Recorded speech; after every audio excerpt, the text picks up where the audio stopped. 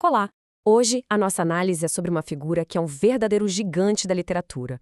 Uma voz que não só contou novas histórias, mas que, na verdade, reescreveu a própria história americana como a gente conhecia. O nome dela? Toni Morrison. E para a gente ter uma ideia do tamanho do impacto dela, vamos começar logo pelo auge, pelo reconhecimento máximo. Só essa conquista já mostra a magnitude do que ela representa e coloca a voz dela num patamar global. Certo, então vamos mergulhar nisso.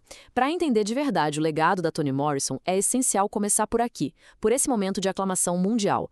O ano é 1993. É nesse ponto que o mundo da literatura, de forma oficial, reconhece uma força da natureza que já vinha, há décadas, transformando completamente o cenário literário americano. E olha, essa citação da Academia Sueca é a chave para entender tudo. O prêmio não foi só porque ela escrevia bem de um jeito poético, foi por dar vida a um aspecto essencial da realidade americana, que para muita gente simplesmente não existia, era invisível. Essa citação nos leva direto para o coração da obra dela. Porque, para entender o que a Morrison escreveu, primeiro a gente precisa entender o silêncio que ela veio quebrar. Vamos pensar um pouquinho nisso. Antes da Toni Morrison, quem eram os heróis, os protagonistas, do que se chamava de grande romance americano? Quais eram as vozes que o mundo ouvia? O que a gente vê aqui é um contraste gritante, né? De um lado, um cânone literário que pegava uma experiência muito específica e dizia: isso aqui é universal.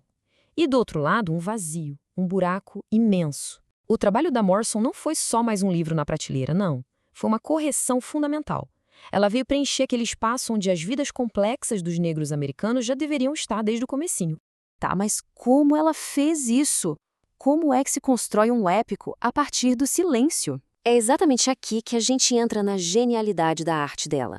A Toni Morrison não estava só escrevendo romances soltos. Ela tinha um projeto monumental.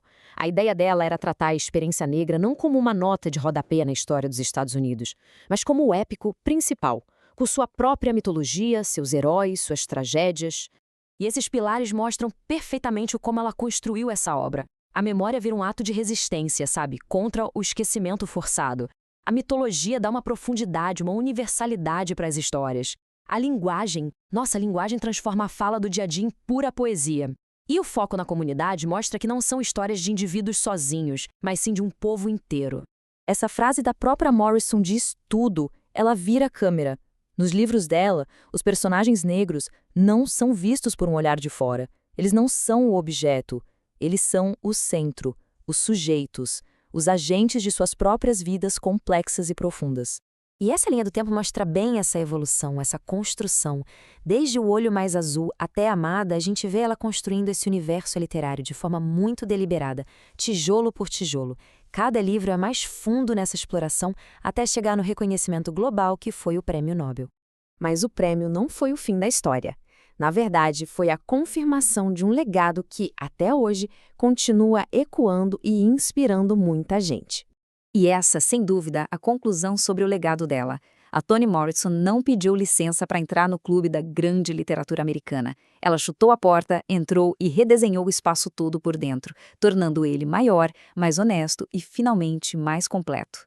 O impacto dela, como a gente pode ver, tem várias faces. Ela inspirou gerações e gerações de novos escritores, colocou no centro do palco as narrativas que antes ficavam escondidas na margem, e ao fazer isso, ela ofereceu para todo mundo uma versão mais verdadeira e complexa da própria história americana. E a gente termina com essa provocação.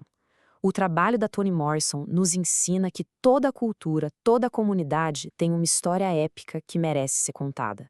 A pergunta que o legado dela nos deixa no ar é: quais vozes a gente ainda não está ouvindo?